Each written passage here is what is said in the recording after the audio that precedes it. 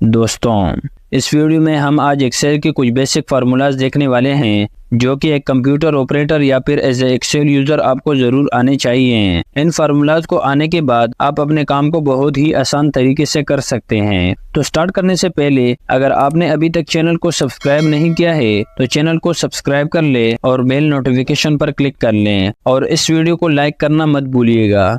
तो सबसे पहला जो फार्मूला हम पढ़ने जा रहे हैं वो है काउंट इफ। ये फार्मूला यूज होता है एक जैसी वैल्यू और टेक्स्ट को काउंट करने के लिए। जैसे फर्ज कर ये मैंने कुछ वैल्यू और टेक्स्ट को टाइप कर रखा है और इसमें 50 का वैल्यू एक से ज्यादा दफा लिखा गया है और आप देखना चाहते हैं कि ये 50 का वैल्यू यहाँ पर कितनी दफा टाइप हुआ है। तो इसके लिए आपने काउंट इफ का फार्मूला यूज करना है। एक्सेल में जब हम कोई भी फार्मूला अप्लाई करते हैं तो उसमें सबसे पहले आपने इज इक्वल टू टाइप करना है और फिर उसके बाद यहाँ पर फार्मूला टाइप करना है। तो हमने अभी यहाँ पर काउंट इफ का फार्मूला अप्लाई करना है, काउंट इफ। ये आप देख सकते हैं कि नीचे ये काउंट इफ फार्मूला आ रहा है। अब जैसे ही आप कीबोर्ड से टैब की को प्रेस करोगे तो ये ऊपर आ जाएगा।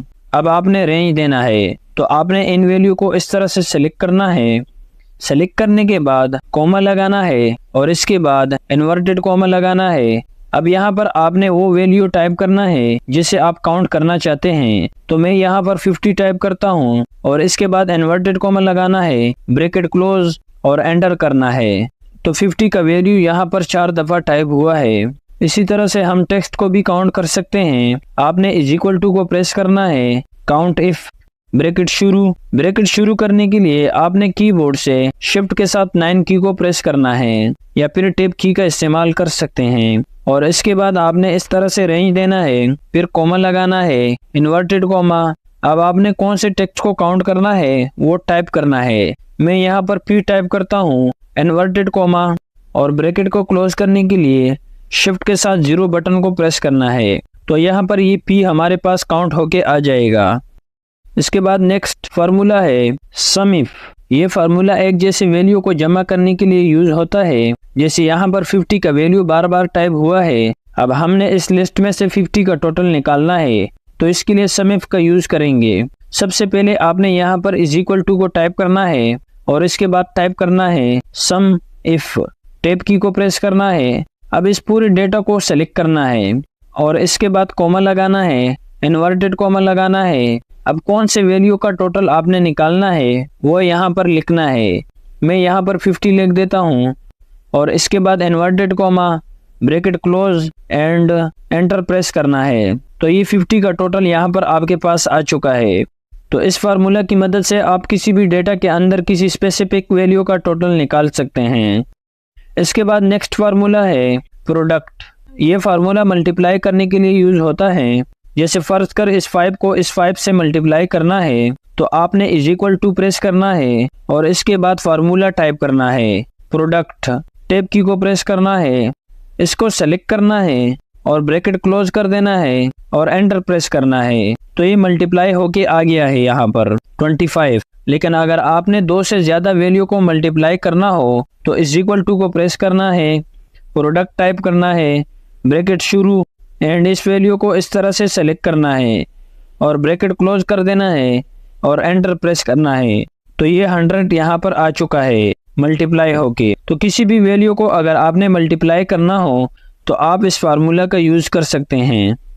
इसके बाद नेक्स्ट फार्मूला है सम। ये फार्मूला वैल्यू को जमा करने के लिए यूज होता है। जैसे फर्ज कर इस वैल्यू को जमा करना है कि टोटल क्वांटिटी कितनी आ रही है, तो इसके लिए इज इक्वल टू प्रेस करना है और SUM सम टाइप करना है, ब्रैकेट शुरू और इस वैल्यू को इस तरह से सेलेक्ट करना है और bracket close and enter press करना है। तो ये इसका सम आ चुका है। लेकिन इसका एक शॉर्टकट की भी है। जैसे कि मैं इस सेल पर आता हूँ। अब यहाँ पर आपने शॉर्टकट में सम का फार्मूला कैसे अप्लाई करना है, इसके लिए आपने ऑल्ट के साथ इज इक्वल टू को प्रेस करना है। तो ये खुद ब खुद फार्मूला टाइप होके आ जाएगा, बस आपने एंटर प्रेस करना है।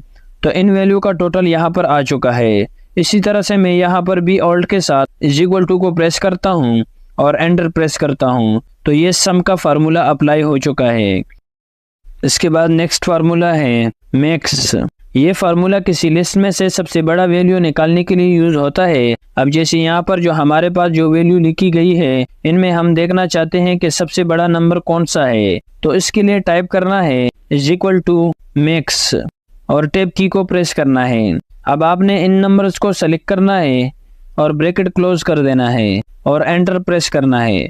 तो यहाँ पर जो हमारे पास वैल्यू आ चुकी है वो है 850। तो अगर आपने किसी डेटा के अंदर किसी बड़े नंबर को चेक करना है तो आप मैक्स फार्मूला का यूज कर सकते हैं। इसके बाद नेक्स्ट फार्मूला है माइन। ये फार्मूला किसी लिस्ट के अंदर सबसे कम वैल्यू या फिर नंबर को निकालने के लिए यूज होता है। जैसे फर्ज कर एग्जाम्पल के तौर पर हमने इन नंबर्स में सबसे छोटा नंबर निकालना है, तो आपने = प्रेस करना है और माइन टाइप करना है, ब्रैकेट शुरू और इन नंबर को सेलेक्ट करना है और ब्रैकेट बंद और एंटर प्रेस करना है। तो ये आप देख सकते हैं कि जो सबसे छोटा वैल्यू हमारे पास है वो है 49। तो इसी तरह से आप किसी डेटा के अंदर से सबसे कम वाले नंबर को इस फार्मूला की मदद से चेक कर सकते हैं।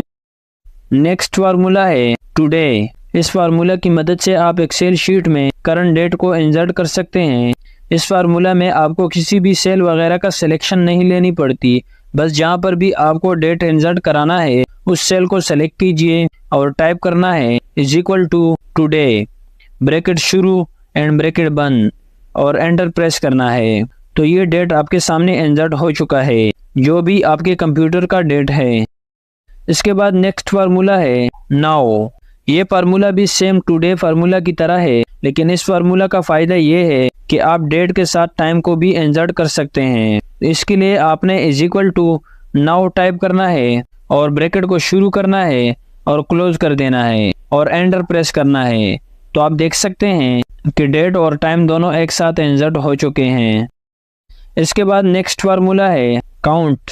ये फार्मूला सेल को काउंट करता है, यानी कि गिनता है कि कितने सेल में डेटा टाइप हुआ है, लेकिन ये सिर्फ उन सेल को काउंट करता है जिनमें नंबर हो, बाकी खाली सेल को ये काउंट नहीं करता है। तो आपने यहाँ पर = काउंट टाइप करना है और टैब की को प्रेस करना है और इसके बाद इस रेंज को सेलेक्ट करना है और ब्रैकेट क्लोज कर देना है और एंटर प्रेस कर देते हैं। तो ये 7 हमारे पास आ चुका है। तो इसने सिर्फ वो काउंट किए जिनमें नंबर है, बाकी खाली सेल को काउंट नहीं किया। इसके बाद नेक्स्ट फार्मूला है रोमन। इस फार्मूला की मदद से आप किसी भी नंबर को रोमन में कन्वर्ट कर सकते हैं। जैसे फर्ज कर मैंने यहाँ पर 1 से 10 तक नंबर लिखे हैं, अब मुझे ये नंबर रोमन में कन्वर्ट करने हैं। तो आपने यहाँ पर टाइप करना है = रोमन और टैब की को प्रेस करना है। अब आपने इस 1 वाले सेल को सेलेक्ट करना है और ब्रैकेट क्लोज कर देना है और एंटर प्रेस कर देंगे। अब इसको आपने यहाँ से पकड़कर नीचे ड्रैग एंड ड्रॉप कर देना है। तो आप देख सकते हैं कि ये सारे नंबर रोमन में कन्वर्ट हो चुके हैं। इसके बाद नेक्स्ट फार्मूला है ट्रिम। इस फार्मूला की मदद से आप फालतू स्पेस को ख़त्म कर सकते हैं। अब हमने इन टेक्स्ट के दरमियान में से फालतू स्पेस को ख़त्म करना है, तो आपने टाइप करना है = ट्रिम, टैब की को प्रेस करना है और इस सेल को सेलेक्ट करना है और ब्रैकेट बंद और एंटर प्रेस कर देना है। अब आप यहाँ पर देख सकते हैं कि इस टेक्स्ट में से फालतू स्पेस ख़त्म हो चुका है। अब दोबारा = प्रेस करना है और ट्रिम टाइप करना है, टैब की को प्रेस करना है। अब इस नीचे वाले सेल को सेलेक्ट करना है और ब्रैकेट बंद और एंटर प्रेस कर देना है। तो ये आप देख सकते हैं कि फालतू स्पेस ख़त्म हो चुका है। इसके बाद नेक्स्ट फार्मूला है अपर। इस फार्मूला की मदद से आप टेक्स्ट को कैपिटल लेटर में कन्वर्ट कर सकते हैं। यहाँ पर मैंने कुछ नेम टाइप कर रखे हैं जो कि स्मॉल लेटर में हैं। इसको हमने कैपिटल यानी कि अपर केस में कन्वर्ट करना है। तो आपने यहाँ फार्मूला लगाना है = अपर, टैब की का इस्तेमाल करेंगे और इसके बाद पहले वाले नेम को सेलेक्ट करेंगे और इसके बाद ब्रैकेट क्लोज और एंटर प्रेस कर देंगे। अब इसको इस तरह से नीचे की तरफ ड्रैग एंड ड्रॉप कर देंगे। तो आप देख सकते हैं कि सारे नेम अपर केस में आ चुके हैं। इसके बाद नेक्स्ट फार्मूला है लोअर। इस फार्मूला की मदद से आप डेटा को स्मॉल लेटर में कन्वर्ट कर सकते हैं। ये कुछ नेम है यहाँ पर जो कि अपर केस में है। तो आपने यहाँ पर = प्रेस करना है, लोअर टाइप करना है और यहाँ पहले वाले नेम को सेलेक्ट करते हैं और bracket close and enter press करना है। अब इसको इस तरह से ड्रैग एंड ड्रॉप कर देना है। तो स्मॉल लेटर में कन्वर्ट हो चुके हैं, ये आप यहाँ पर देख सकते हैं। इसके बाद नेक्स्ट फार्मूला है प्रॉपर। इस फार्मूला की हेल्प से आप टेक्स्ट को प्रॉपर केस में कन्वर्ट कर सकते हैं। जैसे कि आप यहाँ पर देख सकते हैं कि कुछ नेम मैंने यहाँ पर टाइप कर रखे हैं जो कि बिल्कुल रैंडम से टाइप कर रखे हैं। अब इसको हमने प्रॉपर केस में कन्वर्ट करना है, तो is equal to proper type करना है, ब्रैकेट शुरू। अब यहाँ पर इस पहले वाले सेल को सेलेक्ट कर लेते हैं और bracket close and enter press कर देते हैं। अब इसको आपने इस तरह से पकड़कर नीचे ड्रैग एंड ड्रॉप कर देना है। अब आप देख सकते हैं कि यह नाम प्रॉपर केस में कन्वर्ट हो चुके हैं। इसके बाद नेक्स्ट फार्मूला है रेप्ट। इस फार्मूला की मदद से आप किसी भी वर्ड को रिपीट कर सकते हैं। अब जैसे फर्ज कर मेरे पास ये कुछ नंबर्स है, अब ये नंबर के हिसाब से मुझे यहाँ पर एक चार्ट बार क्रिएट करना है, तो इसके लिए हम यहाँ पर is equal to rept type करेंगे और टैब की का यूज करेंगे। अब चार्ट बार बनाने के लिए आपने इन्वर्टेड कॉमा लगाना है और कैपिटल में आई को टाइप करना है और इन्वर्टेड कॉमा लगाना है एंड कॉमा। अब इसके बाद इस वैल्यू को सेलेक्ट करना है और ब्रैकेट क्लोज कर देना है एंड एंटर प्रेस करना है। अब इसको इस तरह से ड्रैग एंड ड्रॉप कर देना है। अब अगर आप इसकी व्यू को चेंज करना चाहते हैं तो यहाँ फॉन्ट में आकर यहाँ पर इम्पैक्ट टाइप करना है, तो ये इसकी व्यू चेंज हो चुकी है। तो इसी तरीके से आप रेफ्ट फार्मूला का यूज कर सकते हैं।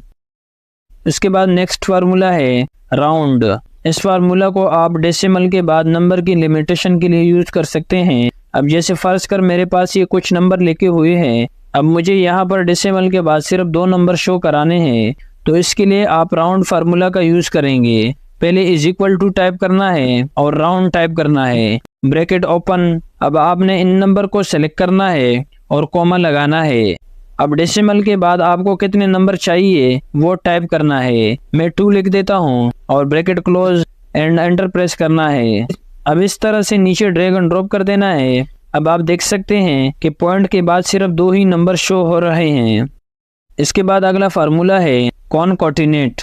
इस फार्मूला की मदद से आप मल्टीपल सेल के डेटा को एक सेल में ला सकते हैं। जैसे फर्ज कर ये कुछ नाम लिखे हुए हैं और अलग अलग सेल में है, अब मुझे ये एक सेल में लाना है, तो इसके लिए इज इक्वल टू और कॉनकॉर्डिनेट टाइप करना है और ब्रैकेट ओपन। अब पहले वाले सेल को सेलेक्ट करना है और कॉमा लगाना है।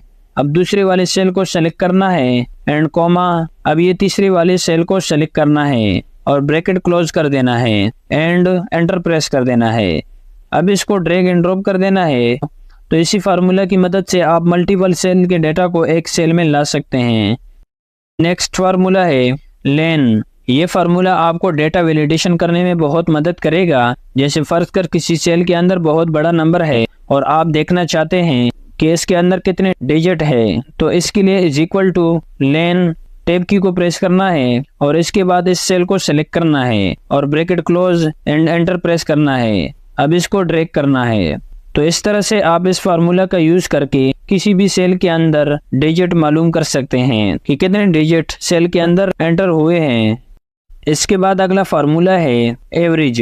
इस फार्मूला की मदद से आप किसी स्पेसिफिक डेटा का औसत निकाल सकते हैं, यानी कि एवरेज निकाल सकते हैं। अब जैसे फर्ज कर ये कुछ मजदूर के नाम लिखे हुए हैं और साथ में कुछ अमाउंट लिखी हुई है, तो अब मुझे इन सारे अमाउंट का एक एवरेज निकालनी है कि औसतन फी बंदा कितने अमाउंट बनता है। तो इसके लिए is equal to average type करना है, टैब की को प्रेस करना है और इस पूरे अमाउंट को सेलेक्ट करना है और ब्रैकेट बंद करना है और एंटर प्रेस करना है। तो औसतन फी बंदा 559 रुपये बनता है। तो इस तरीके से आप किसी स्पेसिफिक डेटा का एवरेज निकाल सकते हैं इस फार्मूला की मदद से। नेक्स्ट फार्मूला है सम प्रोडक्ट। अब फर्ज कर हमारे पास एक छोटा सा डेटा है और इसमें हमने अलग अलग आइटम परचेज किए हैं। अब जैसे यहाँ कीबोर्ड को परचेज किया है, यहाँ क्वांटिटी लिखी हुई है और सामने प्राइस लिखी हुई है। अब जैसे फर्ज कर मुझे मालूम करना है कि जितनी भी आइटम हमने परचेज किए हैं इनका टोटल अमाउंट कितना होगा, तो इसके लिए आपने इज इक्वल टू प्रेस करना है और सम प्रोडक्ट टाइप करना है, टैब की को प्रेस करना है। अब यहाँ पर आपने क्वांटिटी को इस तरह से सेलेक्ट करना है और कॉमा लगाना है और फिर इसके बाद प्राइस को इस तरह से सेलेक्ट करना है और ब्रैकेट क्लोज कर देना है एंड एंटर प्रेस करना है। तो ये आपके सामने टोटल अमाउंट आ चुका है। तो तो पूरे टेबल का एक साथ टोटल निकालने के लिए आप सम प्रोडक्ट का यूज़ कर सकते हैं। इसके बाद नेक्स्ट एंड लास्ट फार्मूला है कोड। इस फार्मूला में हम किसी भी अल्फ़ाबेट का कोड मालूम कर सकते हैं। जैसे फॉर एग्जांपल हमने ऑल्ट को दबाकर कीबोर्ड से 65 टाइप करते हैं तो आप देख सकते हैं कि ए आ जाएगा। तो इसी तरह से हम किसी भी नेम या अल्फ़ाबेट का कोड मालूम कर सकते हैं। जैसे मैंने यहाँ उज़ैर टाइप किया, अब इसका कोड निकालना है तो आपने =, कोड टाइप करना है, टैब की को प्रेस करना है, इसके बाद नाम को सेलेक्ट करना है और ब्रैकेट क्लोज कर देना है और एंटर प्रेस करना है। तो आप देख सकते हैं कि ये इसका कोड आ चुका है। सो आई होप कि ये फार्मूलाज आपके बहुत काम आएंगे और आपके काम को और आसान कर सकते हैं। आखिर में आपसे एक रिक्वेस्ट है कि आपने इन फार्मूलाज का बराबर प्रैक्टिस करते रहना है, क्योंकि अगर आप प्रैक्टिस नहीं करते हैं तो फिर आपके सीखने का कोई फ़ायदा नहीं है। चैनल को सब्सक्राइब करना मत भूलिएगा। मिलते हैं नेक्स्ट वीडियो में।